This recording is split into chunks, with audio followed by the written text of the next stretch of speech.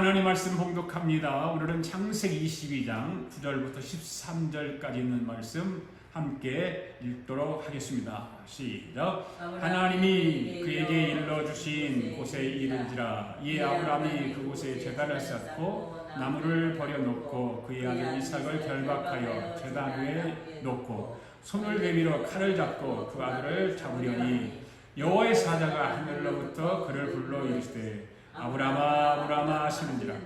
아브라함이 이르되 내가 여기 있나이다 하매 사자가 이르되 그 아이에게 내 손을 대지 말라. 그에게 아무 일도 하지 말라. 네가 내 아들 내 독자까지도 내게 아끼지 아니하였으니 내가 이제야 네가 하나님을 경외하는 줄 알았노라. 아브라함이 눈을 들어 살펴본즉 한 수양이 뒤에 있는데 뿌리 숯불에 걸려 있느니라. 아브라함이 가서 그 수양을 가져다가 아들을 대신하여 번제로 드렸더라. 아멘. 기도드리겠습니다. 자비와 사랑이 많으신 하나님 아버지 감사합니다. 저희들을 오늘도 하나님을 찬양하며 드린 예배의 자리를 불러주시고 말씀을 들을 수 있는 은혜와 은총과 축복을 허락해 주심을 감사합니다. 오늘 말씀 앞에 서 있는 우리 아가페교회 성도들과 영상으로 예배에 참여하는 모든 하나님의 자녀들을 성령으로 사로잡아 주시고 이끌어 주시고 한 번밖에 살 수 없는 이 세상을 살아가면서 조금도 후회함이 없는 삶을 살아갈 수 있도록 인도하시고 축복하여 주시옵소서. 우리가 살아가는 곳에서 복음화가 이루어지게 하시고 모든 열방들이 돌아오는 일이 쓰임받는 복된 성도들 되게 하여 주시옵소서. 하나님 아버지, 오늘 우리 대한민국이 아버지 일본의 압제 속에서 해방되었던 8월 15일입니다. 1948년 8월 15일 날 우리가 해방이 되고 나라가 세워진 이 날입니다. 하나님의 은혜를 풀어주셔서 우리 대한민국이 바로 서게 하시고 이 8월 15일 광복절 기념일을 통해서 아버지 자유민주주의가 더욱더 바로 서게 하시고 이 일을 반대하는 자들, 이 일에서 아버지 하나님의 정말로 억압받지 않도록 주님 축복하여 주시고 이 일을 반대하는 자들을 물리쳐 주시고 공산 사회주의 국가들을 이루고자 하는 자들을 물리쳐 주시고 오직 자유민주주의로 나라를 세워갈 수 있도록 우리 대한민국을 축복하여 주시옵소서. 하나님 아버지, 오늘도 예배 가운데 병든 자들의 병을 고쳐주시고 예수 그리스도의 이름으로 치유받게 하시고 모든 기적이 일어나게 하여 주시옵소서. 눌린 자에겐 자유함 허락해 주시고 무거운 짐을 진 자에게 무거운 짐을 다 풀어주시고 그리고 하늘의 영광으로 이 자리를 덮어 주시옵소서. 큰 은혜 받게 하여 주시옵소서. 오늘도 하나님 저들을 그냥 돌려보내지 마시고 성령님의 기름 부음으로 가득 채워 주셔서 회개하지 못하는 자들에게는 회개의 영을 허락하시고 깨닫지 못하는 자들에게는 깨달음의 영을 허락하여 주시고 지혜가 부족한 자들에게는 지혜의 영으로 문제를 안고 몸부림치는 자들에게는 문제를 해결하는 영으로 성령 하나님께서 이 자리를 채워주시옵소서. 모든 예배자들이 주님 앞에 예배하는 이 한 시간이 실감날 수 있도록 우리를 축복하여 주시옵소서. 오늘도 말씀을 듣는 모든 사람들과 말씀을 전하는 종이 하나님 말씀을 통해서 말씀이 다 열리게 하여 주시옵소서. 넘치는 은혜가 부어지게 하여 주시옵소서. 감사드리며 예수님의 이름으로 기원하옵나이다. 아멘. 우리 함께 앞에 보시고 함께 고백하고 다짐합니다. 시작. 나는 성경에 기록된 말씀이 하나님의 말씀인 것을 믿습니다. 나는 하나님의 말씀이 살아있는 말씀으로 믿습니다. 나는 하나님 말씀이 조금도 오류가 없음을 믿습니다. 오늘도 하나님의 말씀을 배우면서 그 말씀을 깊이 묵상하고 마음에 받아들여 꼭 변화되기를 고백하며 이제 절대로 부패되지 않고 불멸하고 영원한 하나님의 말씀을 듣게 될 것인데 하나님의 말씀을 통하여 반드시 내 삶이 변화될 것을 예수님의 이름으로 고백하며 다짐합니다. 아멘. 할렐루야. 우리 서로 인사합시다. 하나님이 저와 여러분을 사랑하십니다. 주님이 오늘도 이 자리에 함께 하십니다. 할렐루야. 주님께서 오늘도 말씀을 통해서 저와 여러분에게 축복해 주실 줄 믿습니다. 아멘. 오늘 우리나라가 해방을 맞고 국가를 세운 지가 79주년이 되는 광복절이 있는 주일이죠. 1945년 8월 6일 날 히로시마에 원자탄이 터졌습니다. 3일 후에 나가사키에 또 원자탄이 터졌습니다. 그때 우리 한반도는 두 가지의 선택을 받게 되어 있었죠. 첫째는 김일성이냐, 두 번째는 이승만이냐 하는 것에 대한 선택을 강요받았습니다. 그때 대한민국은 이승만을 선택했고 북한은 김일성을 선택했습니다. 두 번째는 어떤 체제를 선택하느냐였습니다. 자유민주주의, 자유경제시장, 한미동맹, 기독교의 꿈에 살 것인가, 아니면 공산주의, 사회통제경제, 조중동맹, 주사파 종교에서 살 것인가를 선택하는 것이었습니다. 그때 대한민국은 자유민주주의를 선택했습니다. 그리고 북한은 공산주의를 선택했습니다.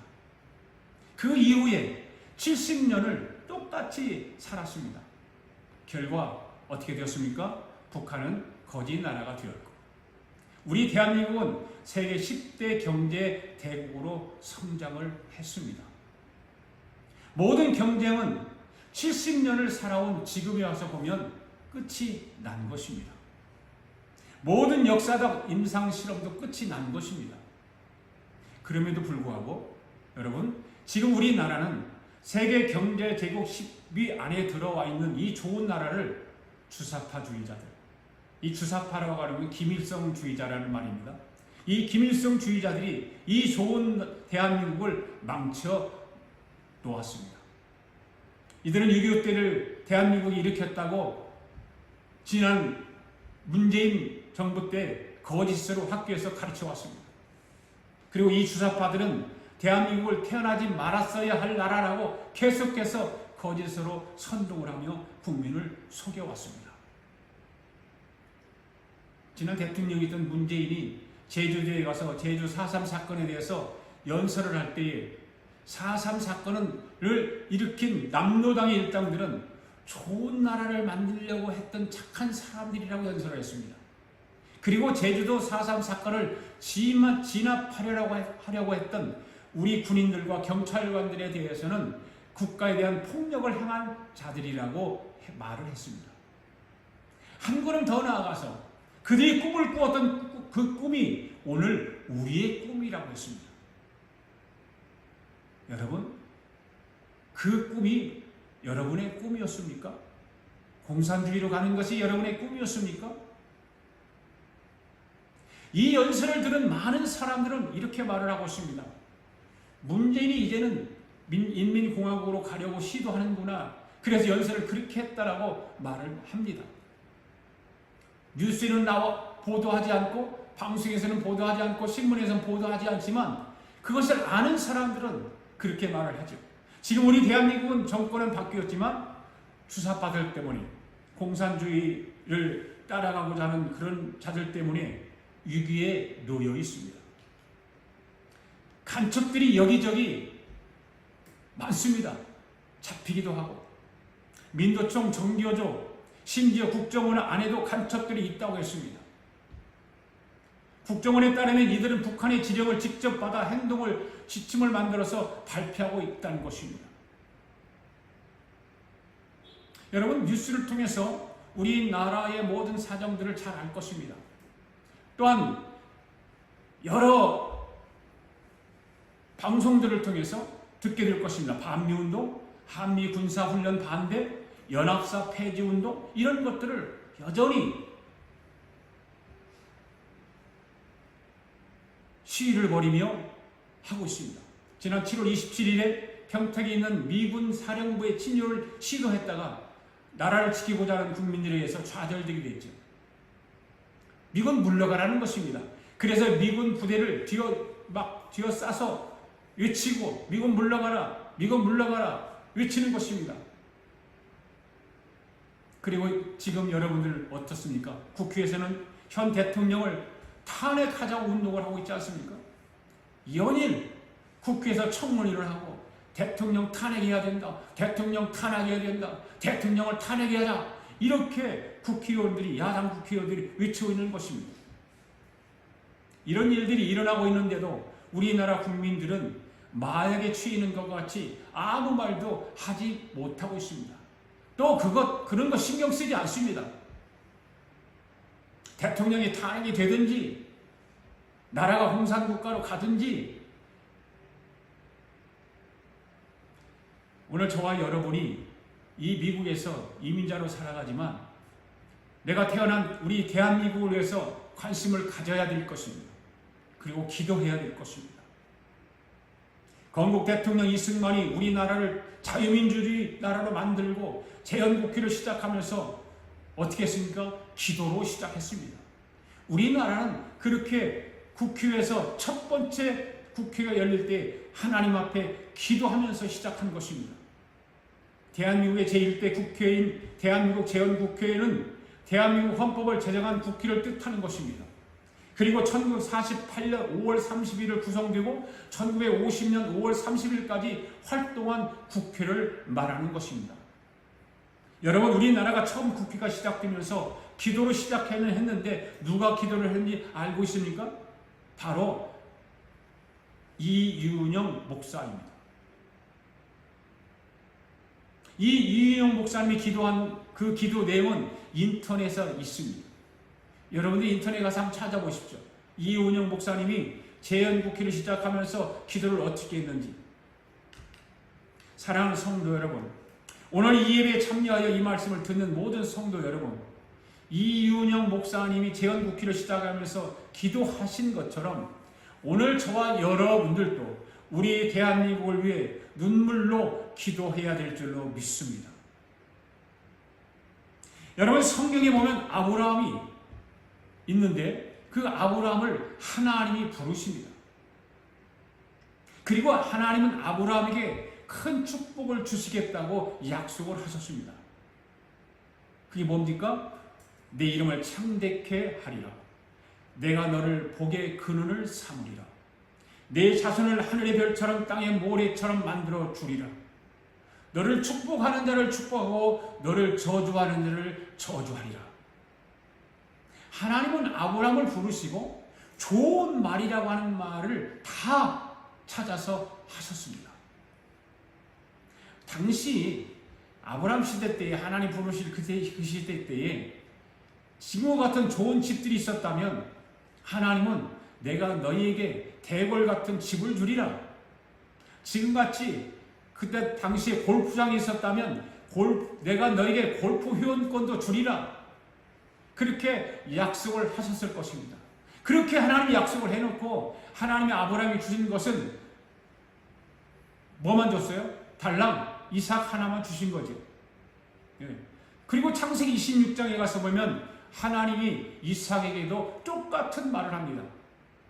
그리고 달랑 그에게 야곱 주죠. 야곱. 에서도 주었지만 하나님 앞에 쓰임받은 사람은 야곱 하나이기 때문에 야곱 하나만 주신 것은 바로 되는 거죠. 그리고 나서 야곱 때에 와서 역사가 일어나기 시작합니다. 아브라함과 이삭에게 약속한 것들이 폭발하기 시작합니다.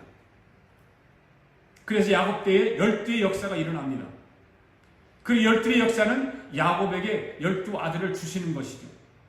이 야곱의 12아들에 대해서도 말씀을 드리면 놀라운 하나님의 역사가 일어나는 걸 볼 수 있습니다. 그리고 70인의 역사, 그리고 60만의 역사가 일어나게 되는 것이죠. 아브라함과 이삭에게 약속한 축복이 점점점 확대되어 가는 것을 여러분이 이 그래프를 보면 알 수가 있죠. 오늘 여러분들에게 이런 확대 역사가 일어나기를 바랍니다.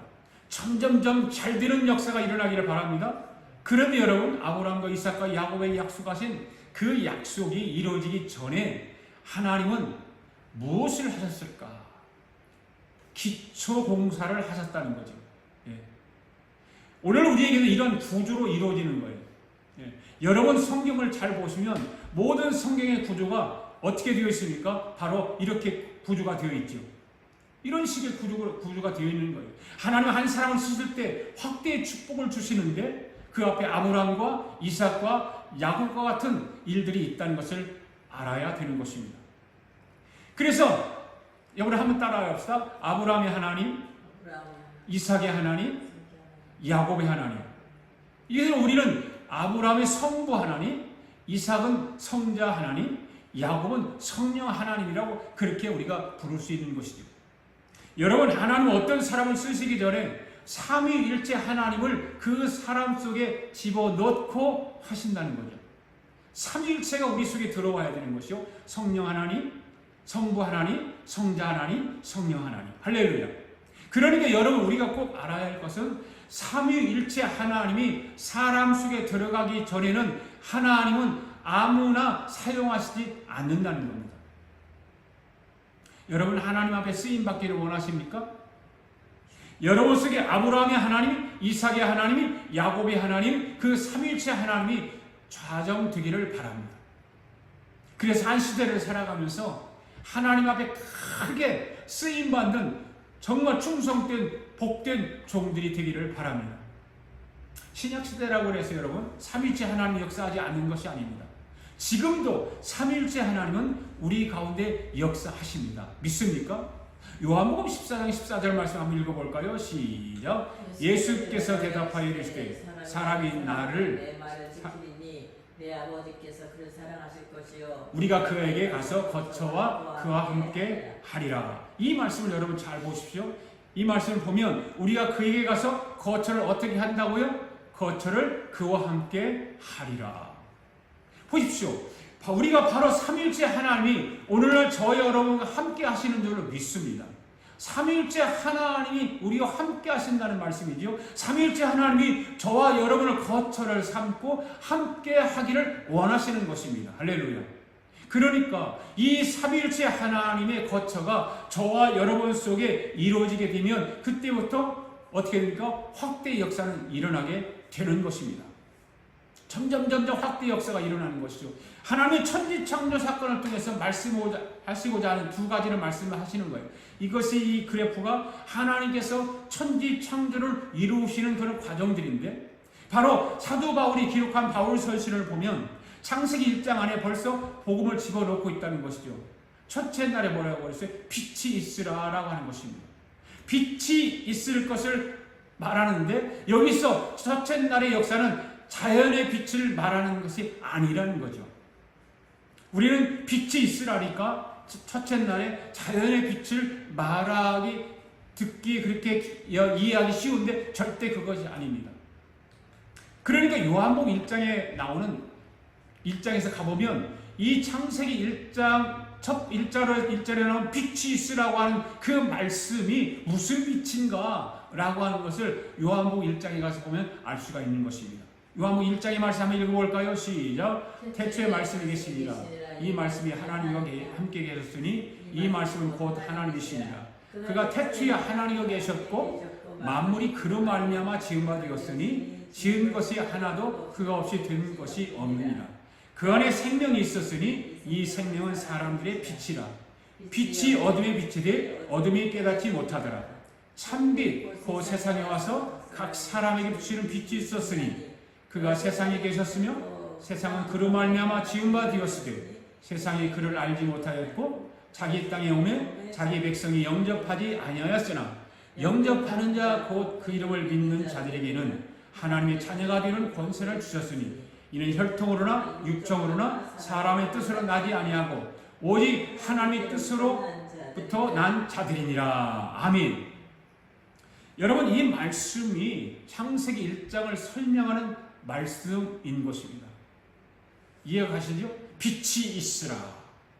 하나님께서 창세기 1장에서 빛이 있으라. 그 빛이 누구라고 그랬습니까? 예수 그리스도라는 거죠. 바로 창세기 1장에서 빛이 있으라고 하는 그 말씀은 바로 복음이라는 거죠. 다시 한번 말씀드리면 창세기 1장 3절에 빛이 있으라. 이 세상을 창조하신 하나님이 이 땅에 사람으로 오신다라고 하는 그 선언과 똑같은 것입니다. 이 말씀이 첫 번째 등장을 하는 것은 이 말씀이 바로 시작이 되기 때문인 거예요. 이 말씀이 바로 시작이에요. 창세기 1장만 보면 저도 잘 몰라요. 이 하나님이 태초에 천지를 창조하셨구나라고만 보게 되는 것입니다. 그런데 요한복음 1장에 가서 우리가 읽었던 그 말씀을 읽어보니까 아하, 하나님이 창세기 1장에 빛이 있으라 하신 말씀은 하나님이 사람으로 이 땅에 내려오신다는 말씀이구나 하고 알 수 있게 되는 거죠. 할렐루야. 고린도후서 4장 6절 말씀을 읽어볼까요? 시작. 어두운 데에 빛이 빛이라 말씀하셨던 그 하나님께서 예수 그리스도의 얼굴에 있는 하나님의 영광을 아는 빛을 우리 마음에 비추셨느니라. 이와 같이 창세기 1장 3절에 빛이 있으라 하신 말씀이 무엇인지를 사도 바울을 이렇게 말하고 있는 거예요. 그러니까 창세기 1장에서 창조를 통해서 보는 확대의 역사도 똑같은 것입니다. 첫째 날의 역사, 둘째 날의 역사, 셋째 날의 역사, 넷째 날의 역사, 다섯째 날, 여섯째 날, 그리고 여섯째 날에 가서 뭐라고 그래요? 생육하라, 번성하라, 충만하라. 이거 확대의 역사가 점점 확대의 역사가 일어나는 것입니다.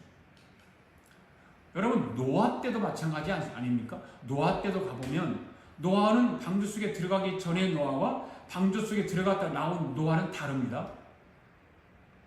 그러니까 창세기 1장에 첫째 날, 둘째 날, 셋째 날, 넷째 날, 다섯째 날 이 모든 것이 하나님의 형상을 회복하게 되는 거죠. 하나님의 형상 회복인 것입니다. 그리고 아브라함, 이삭, 야곱도 결국에는 하나님의 형상 회복이 이루어지고 난 이후에 복을 받는다는 거죠. 굉장히 중요한 거예요. 하나님의 형상을 우리가 어떻게 회복하느냐, 하나님의 형상을 어떻게 이루느냐, 삼위일체 하나님이 어떻게 내 안에 들어와서 하나님의 형상으로 우리가 살아가느냐. 그래야 회복의 역사가 일어나고 확대의 축복이 이루어지는 것입니다.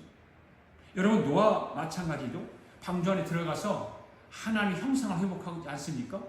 그게 나왔을 때 복을 받게 되는 거예요. 노아의 방주를 잘 여러분들 성경을 읽으면서 잘 더듬어 보시면, 기억해 보시면 들어갈 때와 나올 때 다른 거예요. 그래서 형상을 회복하고 나왔을 때 하나님께서 복을 주시는 거예요. 그래서 창세기 9장에 가서 보면 아담에게 선언한 축복이 똑같이 선포되는 것을 볼 수 있습니다. 생육하라, 번성하라, 충만하라.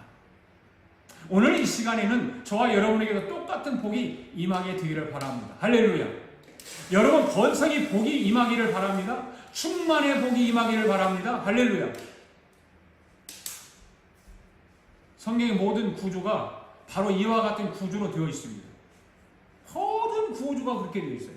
성경에 나오는 모든 하나님의 사람들이 그렇게 하나님의 형상을 회복하고 복을 받는 거예요. 이런 성경을 알아야 하나님으로부터 내려오는 복을 받을 수 있습니다.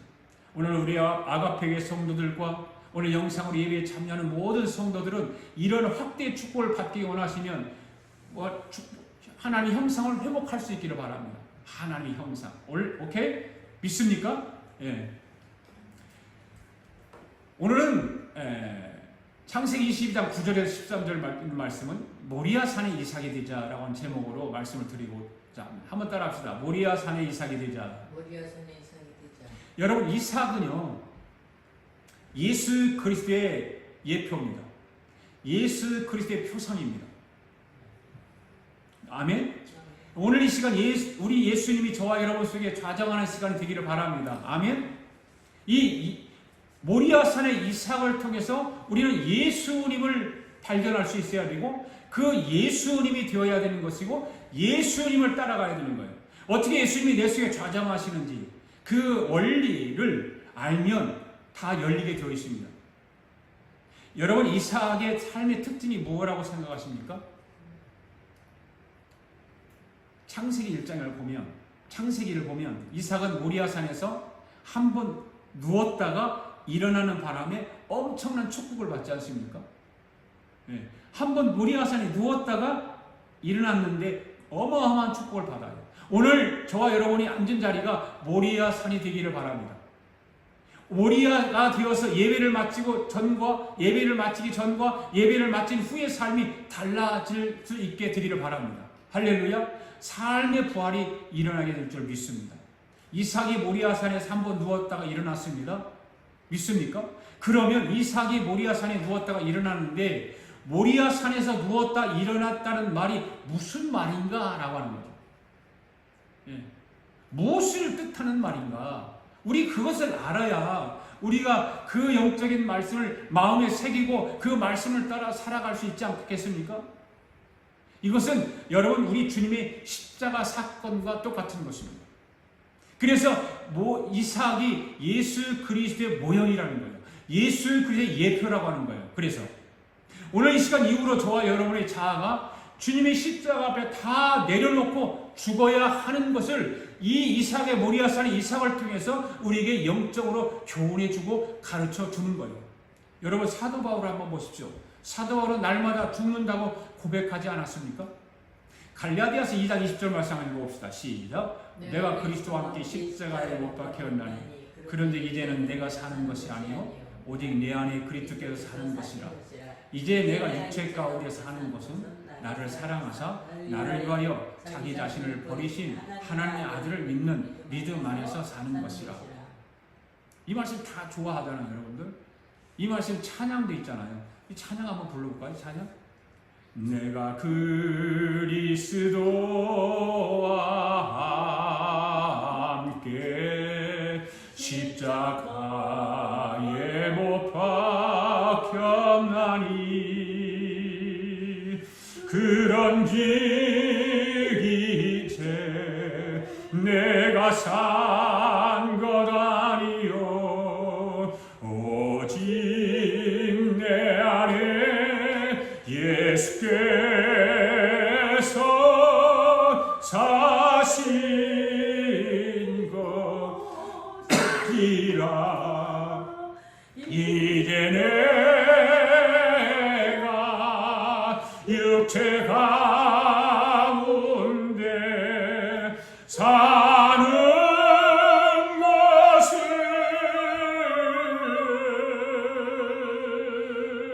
나를 사랑하사 자기 몸 버리신 예수 위에 산 것이라. 아멘. 할렐루야. 여러분 여러분이 십자가에 못 박힐 것이다 입니까? 십자가에 못 박혔나니 입니까? 박혔나니. 여러분 이 말씀 앞에서 저와 여러분은 십자가의 도가 우리에게 주는 은혜는 엄청나다라고 하는 것을 꼭 기억해야 됩니다.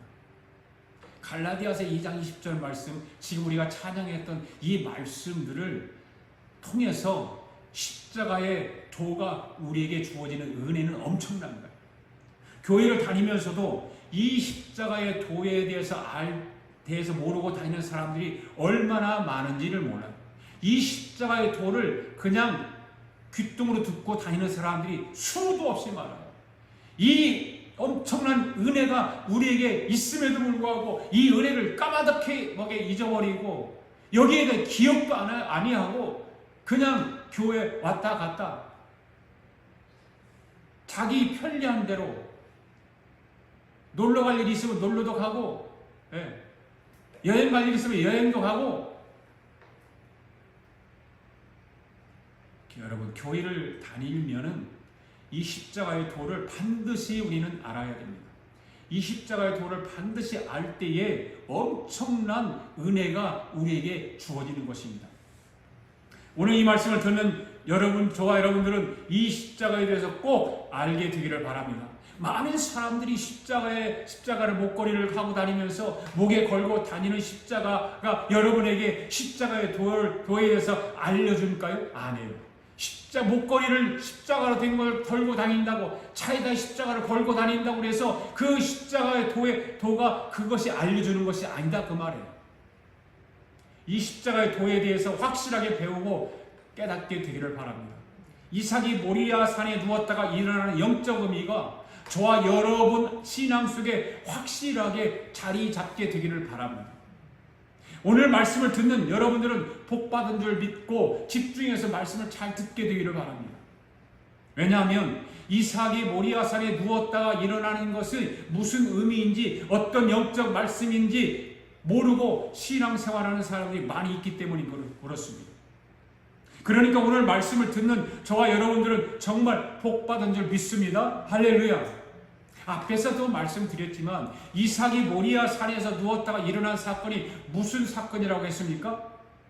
우리 주님의 십자가를 예표한다고 그랬습니다. 우리 예수님을 예표한다고 그랬습니다. 그러면 십자가를 어떻게 해석하는가입니다.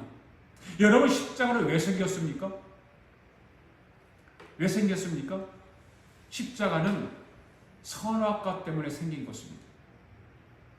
십자가는 선악과 때문에 생겼습니다. 할렐루야. 예. 그러니까 선악과를 따먹지 않았다면 십자가는 필요 없는 것입니다. 그래서 십자가와 선악과는 대칭을 이루고 있는 거죠. 여러분, 선악과가 무엇입니까? 나무 열매죠. 그렇죠. 그런데 여러분, 선악과를 나무 열매라고 생각하시면 안 된다 그 말이에요. 여러분, 선악과는 영적인 비밀이 그 안에 엄청나게 많이 담겨 있습니다. 그것이 무엇인가 하면 인간이 그 선악과를 따먹기 전에는 이 땅의 모든 창조 질서와 모든 우주 가운데 하나님의 주권이 있었습니다. 믿습니까? 하나님의 이름이 하나이니까 여러 가지 이름이 있습니까? 여러 가지 이름입니다. 뭘까요? 하나님 여러 가지 이름이 무엇들이 있어요? 엘로힘, 엘사다이, 아도나이, 퀴리오스, 여호와. 그런데 이 성경에 보면 여호와라고 하는 하나님의 이름은 많이 나오는데 엘로힘, 엘사다이, 아도나이, 퀴리오스 이런 말들 많이 나오잖아요. 어쩌다 성경이 중요한 부분에 나오긴 하는데, 그런데 이 이름들을 다 합해보면 어떤 의미를 가지고 있을까라고 하는 것입니다. 어떤 의미를 가지고 있어요? 하나님은 주권자라고 하는 뜻을 가지고 있습니다. 왜 하나님이 자신을 나타냈을 때 주권자로 나타나실까요? 그 이유가 있죠. 바로 선악과를 따먹기 때문이에요. 그래서 하나님은 주권자로 나타나시는 거예요. 엘로힘, 엘사다이, 아도나이, 퀴리오스, 여호와, 이런 주권자로 하나님은 나타나는 거예요. 그러니까 인간이 선악과를 따먹기 전에는 이 세상의 우주 가운데 만들어진 모든 피조물들 가운데 하나님의 뜻, 하나님의 의지, 하나님의 견해, 이것만 존재했다 그 말입니다. 하나님의 뜻 외에, 하나님의 의지 외에, 하나님의 견해 외에 다른 뜻은 없었다는 거죠. 오직 하나님의 뜻, 오직 하나님의 의지, 오직 하나님의 견해만 존재했던 것입니다. 아멘? 믿습니까? 그러니까 여러분, 에덴 동산에서 선악과를 따먹기 전에 사람들이 10,000명이 살았다고 해도 거기에는 하나님의 뜻 하나만 있었죠. 수십만 명이 에덴 동산에 살아도 의지는 하나님의 의지만 있었죠. 왜요? 하나님의 주권자이시기 때문에 그렇습니다. 할렐루야. 그런데 선악과를 따먹은 뒤에 인간의 수가 10,000명이면 10,000명의 뜻이 다 다르죠. 이해가세요? 네. 여러분들이 낳은 자녀들이 있잖아요. 자녀들의 뜻이 같을까요? 다를까요? 형제가 있다고 생각합시다. 저도 2 아들 형제인데 그 형제가 다 뜻이 달라요. 생각이 다르고. 내가 낳은 자식인데도 다르다 그 말이에요. 형제간에도 자매간에도 다릅니다. 부부지간에도 다르잖아요. 여러분 부부지간에 같습니까? 뜻이? 들리잖아요. 다 달라요. 그래서 싸움도 하고 말씨름도 하고 그러는 거예요. 네. 더 심해지면, 그 다르기 때문에 더 심해지면 이혼도 하잖아요. 왜 다를까요? 바로 선악과 때문에 그런 것입니다. 선악과가 그만큼 중요한 거예요. 그래서 주님이 십자가를 지신 것입니다. 그렇다면 왜 주님이 십자가를 지셨을까요? 선악과를 따먹기 때문에. 그래서 예수님이 십자가를 지기 전에 겟세마네 동산에서 기도하실 때 예수님이 고백하신 내용을 여러분 기억해 보시면 알 수 있잖아요. 마태복음 26장 39절 말씀 시작. 조금 나아가사 얼굴을 땅에 내시고 엎드려 기도하여 이르시되 내 아버지여 만일 할만하시거든 이 자를 내게서 지나가게 하옵소서. 그는 아예 원대로 마옵시고 아버지의 원대로 하옵소서 하시고. 여러분 이 말씀을 잘 보십시오. 내 아버지여 만일 할만하시거든 이 잔을 내게서 지나가게 하옵소서라고 했죠. 이 말씀을 잘 보시면 이 말씀 속에는 예수님의 자신의 뜻이 담겨 있습니다. 그렇죠? 그래야 그래요. 그렇죠? 그 뜻이 뭐예요? 할 수만 있으면 나는 이 십자가를 지고 싶지 않습니다. 라고 하는 그 예수님의 본인의 뜻이 있습니다. 이것이 예수님이 가슴에 담고 있는 예수님의 뜻입니다. 그런데 그 다음의 말씀을 보시면 뭐라고 했습니까? 그러나 그 날이 중요한 거죠. 그러나 나의 원대로 마옵시고 뭐라고 그래요? 아버지의 원대로 하옵소서. 여러분, 예수님의 이 기도 가운데 자신 안에 있는 뜻을 내려놓았다는 것입니다. 할렐루야. 가지고 있었지만 아버지 앞에 내려놓았다는 것입니다. 그러니까 여러분, 모리아 산에서 두 가지 뜻이 충돌하고 있잖아요. 이 충돌은 이삭의 뜻과 누구의 뜻이 충돌해요? 아버지의 뜻이 충돌하죠. 그렇죠? 아버지 아브라함이 아들을 붙잡았습니다. 그리고 결박합니다. 이삭을 결박해서 담 위에 올려놓고 그를 잡으려고 합니다. 우리가 여기서 주목해야 할 것은 이삭의 무저항의 자세라고 하는 거죠.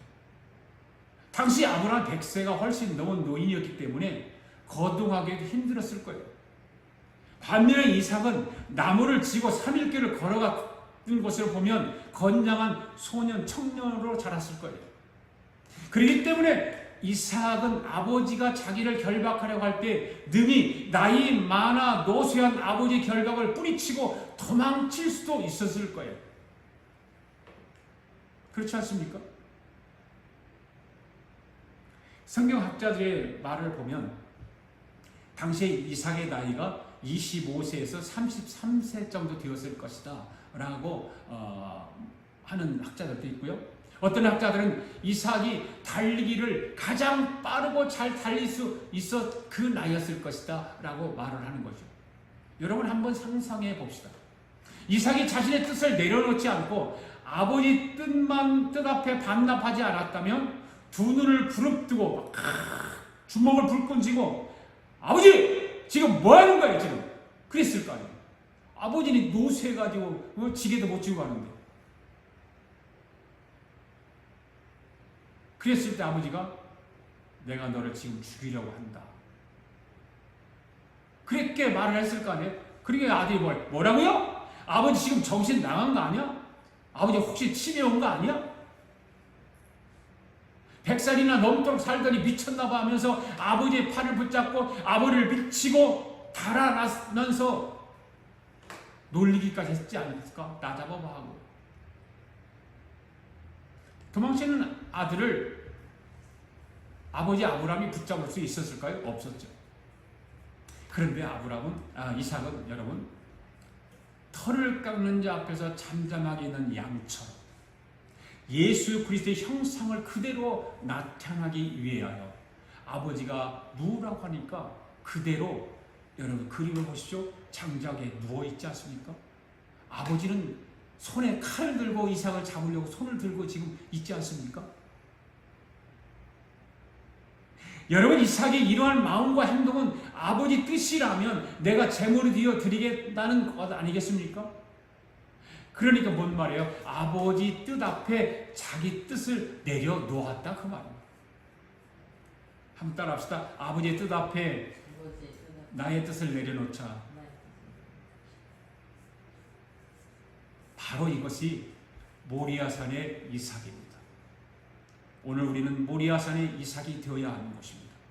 믿습니까? 오늘 우리가 이 말씀을 잘 듣고 깨달아야 하는 것은 하나님은 하나님 자신의 뜻 앞에 우리의 뜻을 반납하지 않으면 절대로 확대의 역사가 일어나지 않는다는 것을 가르쳐 주고 있는 것입니다.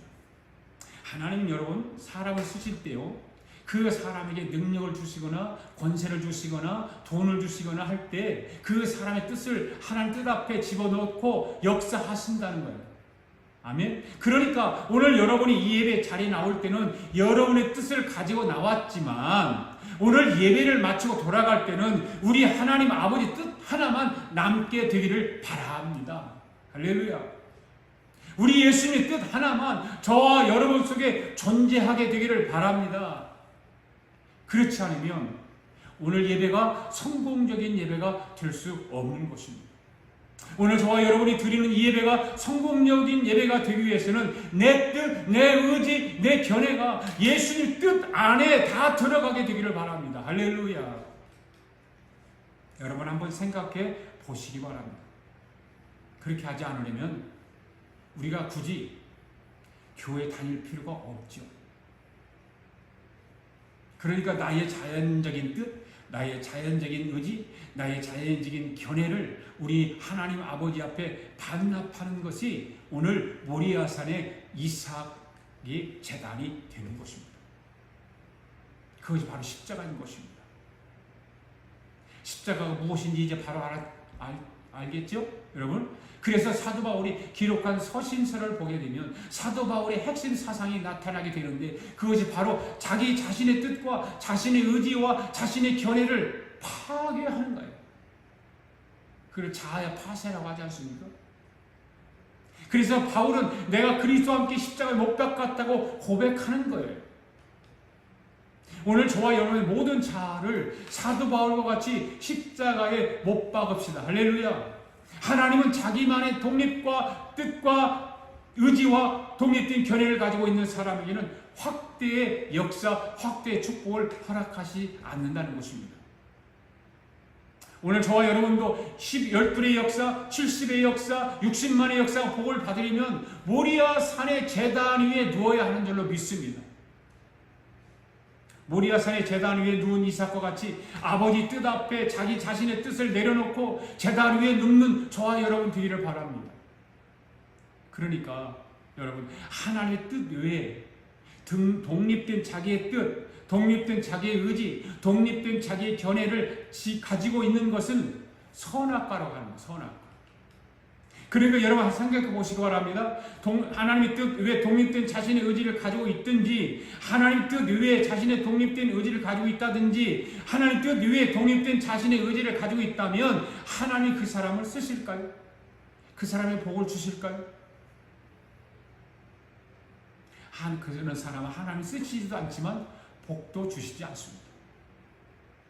여러분 성경 66권 중에 가장 좋아하는 성경 구절이 있다면 어떤 구절 말씀을 기억하시나요? 주일학교 때부터 신앙생활한 사람들은 잘 알죠. 요한복음 3장 16절 말씀.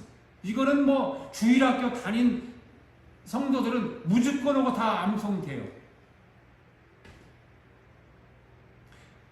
핵심적인 말씀이 바로 이 말씀입니다.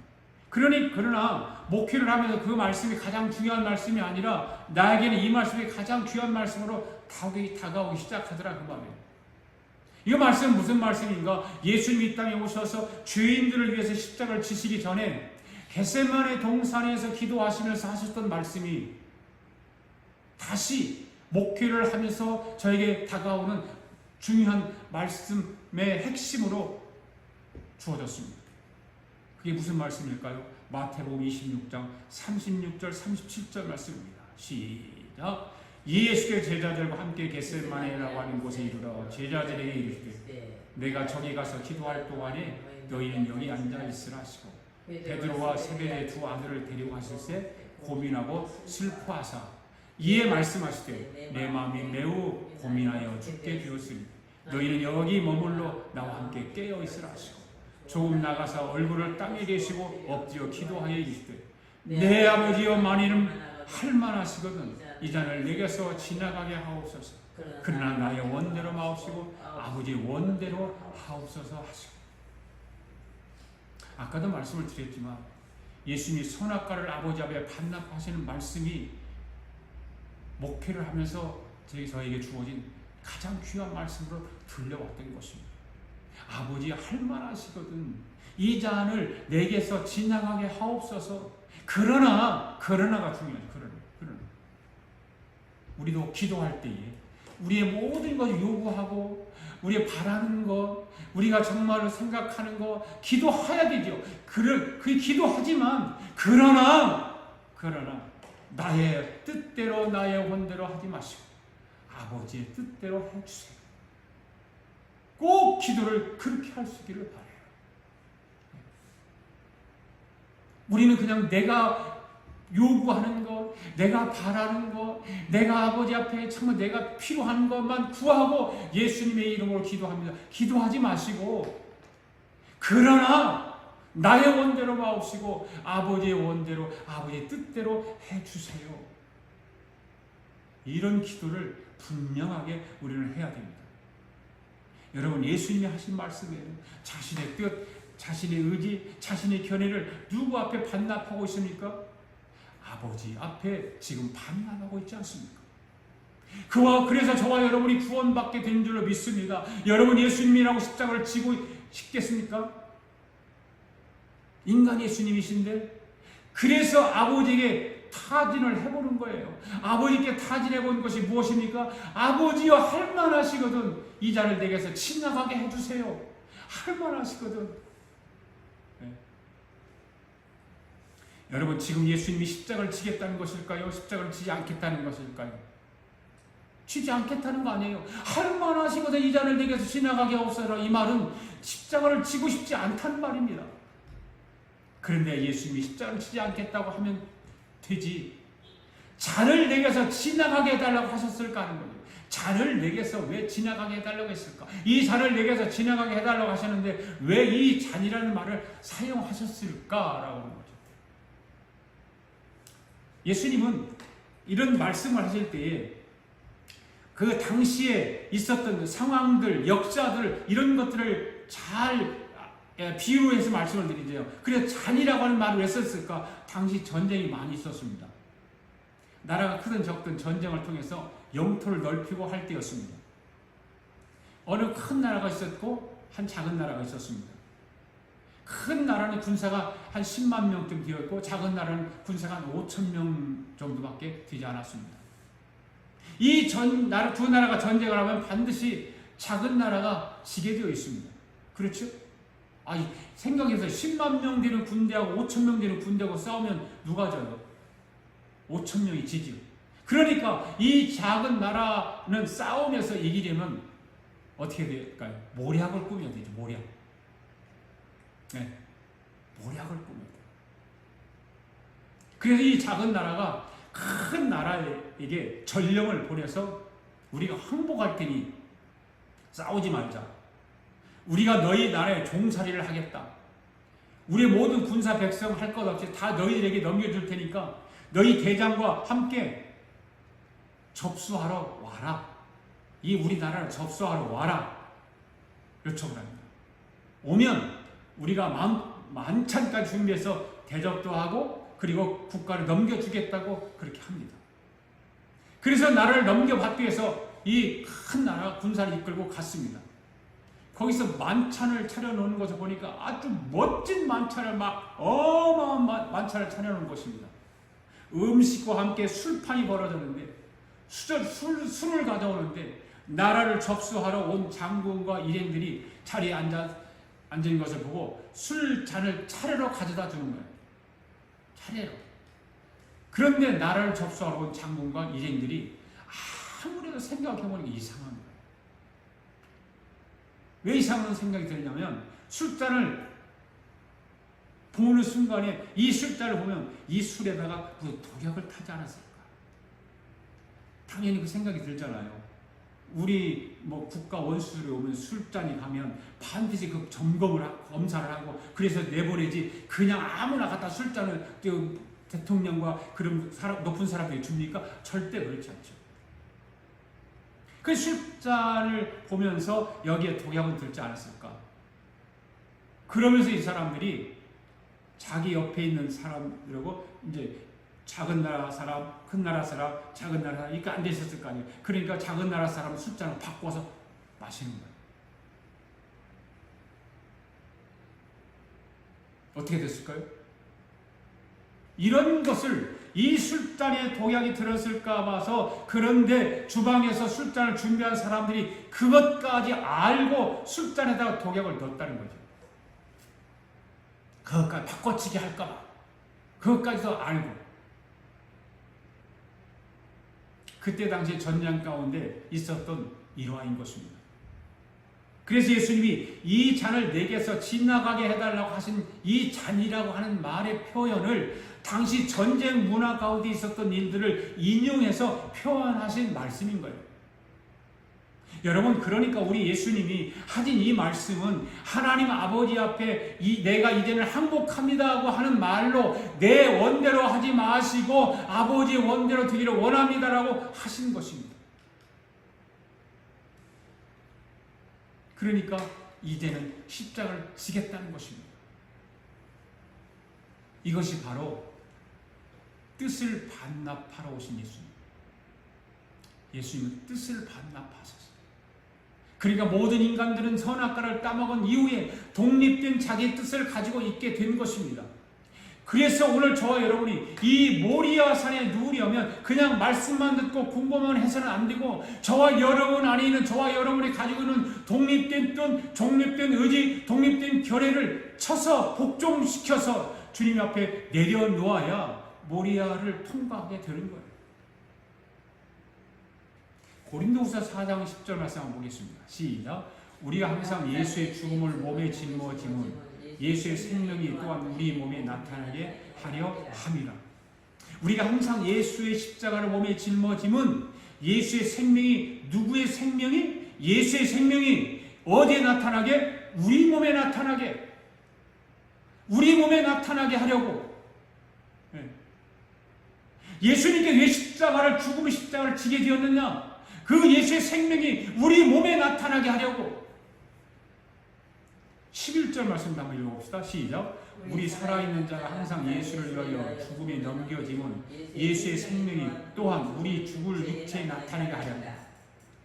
이 말씀들 잘 보십시오, 여러분. 우리 살아있는 자가 항상 누구를 위하여? 항상 예수를 위하여. 누구를 위하여? 예수를 위하여. 죽음에 넘겨짐은 왜 넘겨야 할까요? 그래야 예수의 생명이 우리에게 나타나게 되는 것입니다. 아멘. 그러면 우리가 살아있는 자라고 하는 것이 무슨 말이냐? 이것은 우리에게 살아나지 말아야 할 그것을 말하는 것입니다. 무엇일까요? 선악과를 따먹은 뒤에 살아나지 말아야 할 우리의 자아를 말하는 거예요. 그러니까 우리 자아가 살아나지 말아야 할 것이 선악과를 따먹은 뒤에 살아나는 거 아닙니까? 선악과를 따먹기 전에는 우리의 자아가, 우리의 견해가, 우리 뜻이 나타나지 않았어요. 그런데 선악과를 따먹은 난 이후에 우리 자아가 살아나는 거예요.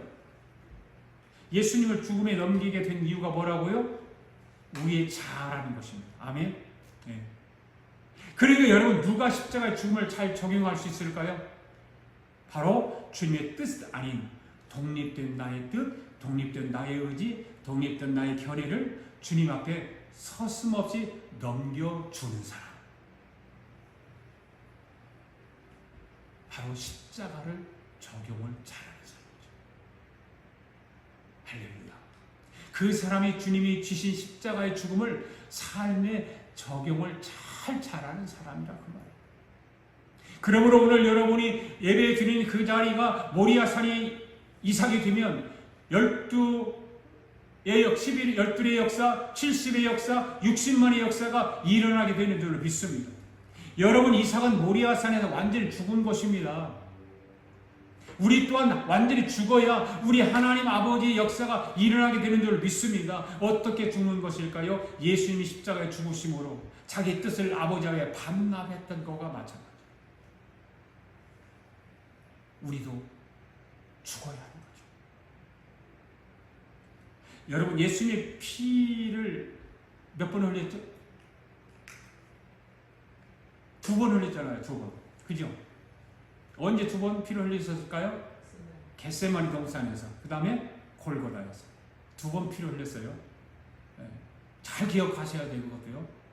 그런데 여러분, 예수님께서 겟세마니 동산에서 흘리신 피는 누가 때려서 흘린 피가 아니죠. 예수님이 기도하시다가 얼마나 기도를 간절히 하겠는지 혈관으로 피가 터져 나왔다고 했잖아요. 누가 찔러서 흘린 피가 아닙니다. 기도를 얼마나 애타게 했으면 땀구멍으로 나와서 땀방울 피가 되었다는 거예요. 성경학자들에 의하면 극단적인 상황이 생기면 모세 혈관으로 피가 튀어나온다고 해요. 네. 왜 그토록 무엇 때문에 혈관으로 피가 튀어나왔을까요? 바로 자기 뜻을 반납하기 위한 것입니다. 그만큼 자기 뜻을 반납하는 것이 힘들다는 거예요. 자기 견해를 반납하는 것이 너무너무 힘들다는 거예요. 아버지 앞에 자기 뜻을 복종하는 것이 그만큼 힘들다는 거예요. 여러분들도 힘들잖아요. 저도 힘들어요. 자기 자아를 내려놓는다는 것이 그만큼 힘이 든다는 것을 오늘 우리에게도 보여주고 있는 거 아닙니까? 왜 인간에게 자아를 내려놓는 것이 힘이 드는가 하면 그것이 인간에게서 생명과도 같은 거기 때문에 그것이 자기의 자존심이기 때문에 그래서 뜻도 의지도 견해도 내려놓기가 힘든 거예요. 우리 예수님도 마찬가지로 얼마나 자신의 자를 내려놓기 힘들었으면 아버지여 이 자를 내게서 지나가게 해달라고 아버지 이 자를 내게서 지나가게 해주세요 라고 부르짖어 기도했을까요? 이것이 예수님이 흘리신 첫 번째 피입니다. 자기 자아를 내려놓는 것은 이와 같이 피를 흘리는 아픔이 뒤따라야 한다는 거예요. 그 다음에 두 번째 예수님이 흘리신 피는 골고다에서 흘리신 피입니다. 이 골고다에서 흘리신 피는 스스로 짜내서 흘린 피가 아니라 다른 사람에 의해서 타격을 당해서 흘리신 피인 것입니다. 가시미 열려가는 쓰이고 채찍에 맞고 창으로 옆구리를 찌르고 그래서 나오는 피인 것입니다. 여러분 생각에는 골고다 피와 겟세마네에서의 피 중에 어느 피가 더 진할까요? 겟세마네 피가 진하다고 말하려고 하는 여러분이 말이 맞죠. 물어보는 제가 바보지. 겟세마네에서 동산에서 기도하면서 흘리신 피가 더 진하죠.